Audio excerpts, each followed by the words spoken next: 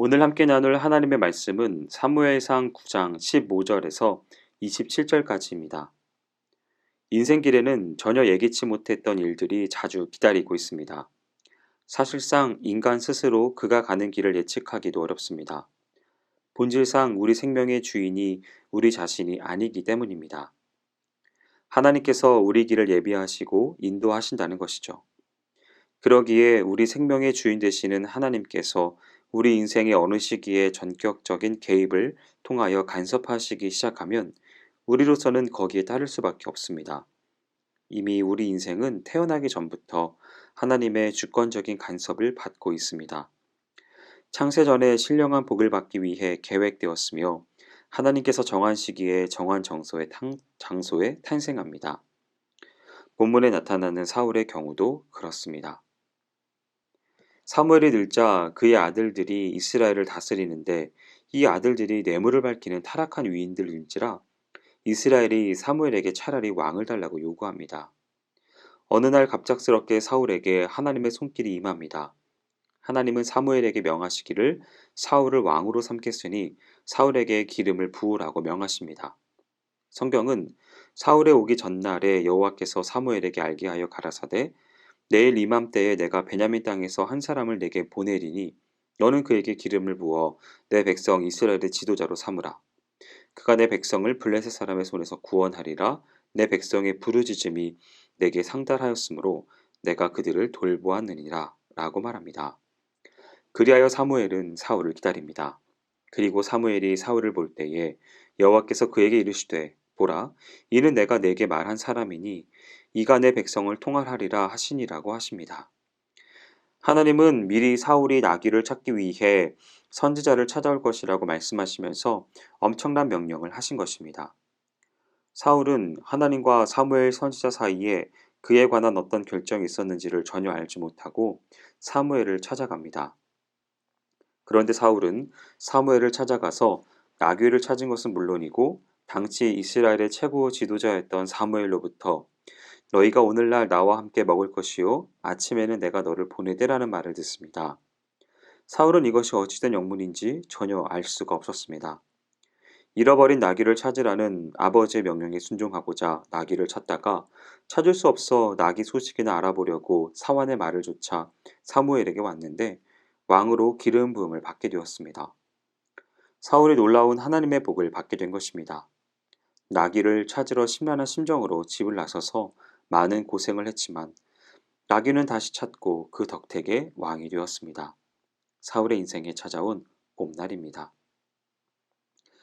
사울에게 기름 부음이 임한 사건의 발단은 하나님의 섭리이면서 표면적으로는 부모에게 순종한 결과였습니다. 성경은 사울의 아비 기스가 암나기들을 잃고 그 아들 사울에게 이르되 너는 한 사환을 데리고 일어나 가서 암나기들을 찾으라고 합니다. 사울의 아비가 사울에게 잃어버린 암나기를 찾아오라고 명합니다. 그러자 사울이 사환과 더불어 나귀를 찾아 나섭니다. 성경은 사울이 나귀를 찾아다니는 모습을 그가 에브라임 산지와 살리사 땅으로 두루 다니되 찾지 못하고 사알림 땅으로 두루 다니되 없고 베냐민 사람의 땅으로 두루 다니되 찾지 못하니라 라고 합니다. 사울이 나귀를 찾지 못해 집으로 돌아가려 하다가 길을 묻기 위해 사무엘을 찾아간 것이 기름 부음의 인연이 됩니다. 이 모든 것이 하나님의 섭리입니다. 그럼에도 불구하고 표면적으로 보기에 사울이 한 일은 단순히 아버지의 말에 순종한 것밖에 없습니다. 자신에게 그런 일이 일어나리라고는 상상할 수가 없었습니다. 그저 아버지의 말씀대로 순종한 것뿐입니다. 그런데 그는 엄청난 복을 받은 것입니다. 성경은 내 부모를 공경하라고 가르칩니다. 자녀는 부모에게 공경과 순종으로 대하여야 합니다. 공경은 사랑입니다. 위로 향하는 사랑인 것이죠. 존경을 겸한 사랑입니다. 순종은 말씀에 따라 행동하는 것입니다. 성경은 이 두 가지를 반복적으로 강조해서 교훈하고 있습니다. 만일 부모를 공경하지 않거나 불순종하면 벌을 받게 됩니다. 성경은 그 아비나 어미를 저주하는 자는 반드시 죽일지니라. 그 아비의 말이나 그 어미의 말을 순종하지 아니하고 부모가 증책하여도 듣지 아니하거든 그 성읍의 모든 사람들이 그를 돌로 쳐 죽일지니라고 말씀하고 있습니다. 부모에 대한 불순종의 심판은 대단히 준엄합니다. 불순종하는 자식은 죽이라는 것입니다. 자녀들은 모든 일에 부모에게 순종해야 합니다. 좋은 부모에게만 자기에게 합당한 일에만 순종하는 것이 아닙니다. 못된 부모에게도 범사에 순종해야 합니다. 성경에 나타나는 효자의 모델은 이삭입니다. 아브라함은 장성한 아들 이삭을 모리아 산으로 데려갑니다. 이때 아브라함의 나이가 120세 전후였습니다. 연로한 아버지 아브라함이 이삭을 결박하고 칼을 잡고 그 아들을 제물로 바치려는 순간에도 이삭은 아버지에게 순종합니다. 성경에 등장하는 족장들 가운데 이삭의 삶이 가장 순탄합니다.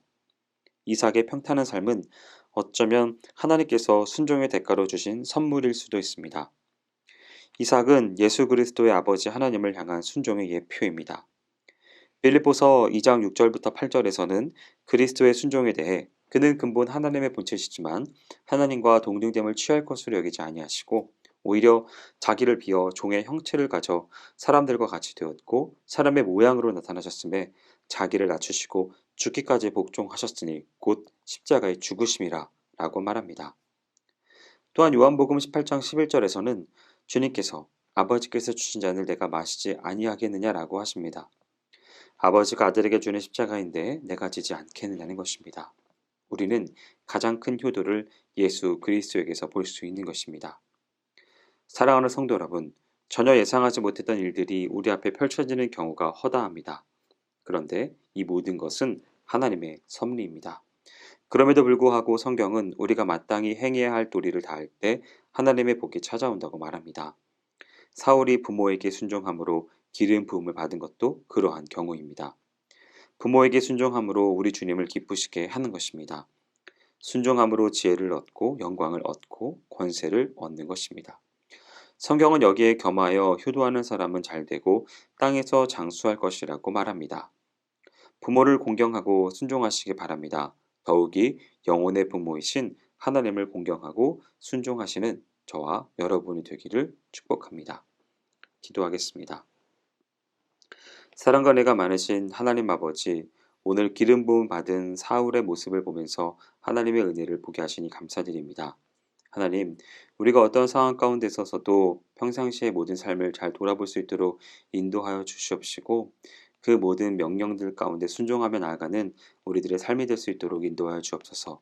무엇보다 영적인 모든 아부모이신 하나님 앞에 우리가 전적인 순종의 모습을 보일 수 있도록 인도하여 주시옵소서. 행하실 주님을 기대하오며 모든 말씀 예수님의 이름으로 기도합니다. 아멘.